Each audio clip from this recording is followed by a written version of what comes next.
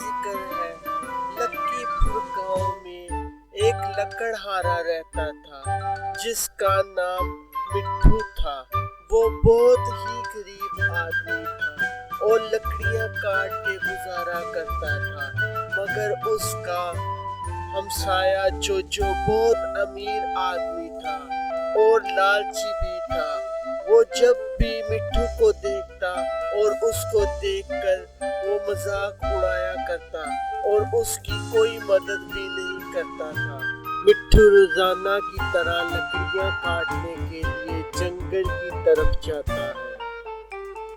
مٹھو جنگل میں پہنچتا ہے اور ایک درخت کے پاس جا کر کھڑا ہو جاتا ہے۔ جب وہ درخت کو کاٹنے لگتا ہے تو درخت بولنے لگ پڑتا ہے، مجھ کو تم کیوں کاٹ رہے ہو؟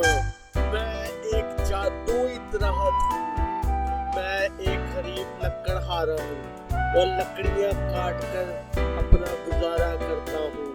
اگر میں لکڑیاں کاٹ کر بازار میں نہ بیچوں تو میں بھوکا مر جاؤں۔ میں ایک جادوئی درخت ہوں، اگر تم سچے ہو تو اپنی آنکھیں بند کر کے جو مانگو گے تم کو مجھ سے ملے گا، اور ہاں اگر تم نے جھوٹ بولا تو تم ہمیشہ کے لیے اس دنیا سے چلے جاؤ گے، اور اگر تم سچے ہو تو تم جو مانگو گے تم کو وہ ملے گا۔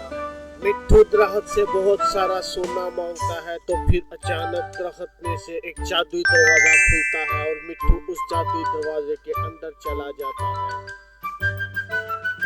جیسے ہی جادوئی دروازہ کھلتا ہے تو مٹھو ایک سونے سے بھری ہوئی غار میں پہنچ جاتا ہے۔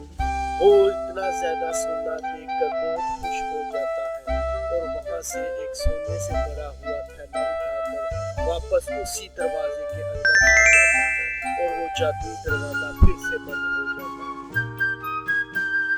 مٹھو بہت خوش ہوتا ہے کہ وہ آج بہت سارا سونا لے کر گھر گیا ہے۔ مٹھو سارا سونا تھیلے میں سے نکال کر اپنی ماں کے سامنے رکھ دیتا ہے اور اپنی ماں کو سارا معاملہ سناتا ہے۔ اماں، آج جنگل میں جب میں ایک درخت کو کاٹنے لگا تو اس درخت نے مجھ کو ایک جادوئی غار میں بھیجا جہاں سے میں نے سارا سونا لے کر آیا ہوں۔ مٹھو بیٹا، یہ تو بہت سارا سونا ہے، اس سونے میں سے تم اپنے لیے اچھا سا کاروبار شروع کرنا اور باقی سونے کو یہاں ہی گڑھا کھود کر دفنا دینا، اور جب ضرورت پڑے گی تب اس میں سے نکال لینا تاکہ کوئی چور اس سونے کو چوری نہ کر لے۔ مٹھو سب سے پہلے اسی سونے کو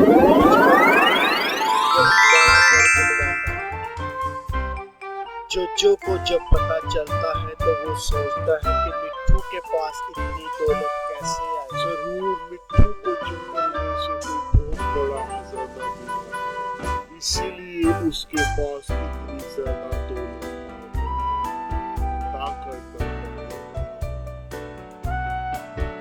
دوسرے دن چوچو بھی جنگل میں سے لکڑیاں کاٹنے کے لیے چل پڑتا ہے اور دل میں سوچتا ہے کہ مجھ کو بھی کوئی بڑا خزانہ ملے۔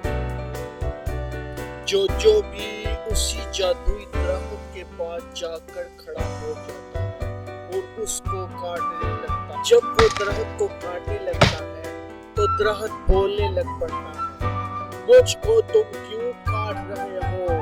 میں ایک جادوئی درخت ہوں، میں ایک غریب لکڑہارا ہوں اور لکڑیاں کاٹ کر اپنا گزارا کرتا ہوں۔ اگر میں لکڑیاں کاٹ کر بازار میں نہ بیچوں تو میں بھوکا مر جاؤں۔ میں ایک جادوئی درخت ہوں، اگر تم سچے ہو تو اپنی آنکھیں بند کر کے جو مانگو گے تم کو مجھ سے ملے گا، اور ہاں اگر تم نے جھوٹ بولا تو تم ہمیشہ کے لیے اس دنیا سے چلے جاؤ گے، اور اگر تم سچے ہو تو تم جو مانگو گے تم کو وہ ملے گا۔ مجھ کو بہت سارا سونا چاہیے، ہیرے چاہیے، موتی چاہیے۔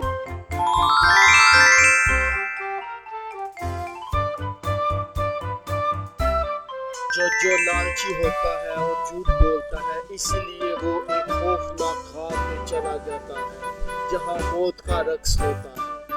यहाँ तो कोई सोना नहीं है और बहुत डरावनी जगह है।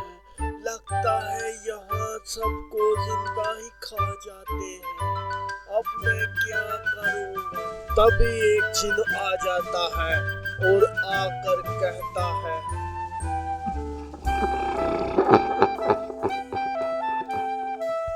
तुम एक लालची इंसान हो और तुम्हारी दौलत की लालच तुमको यहाँ लेकर आई है। अब तुम हमारा खाना बनोगी।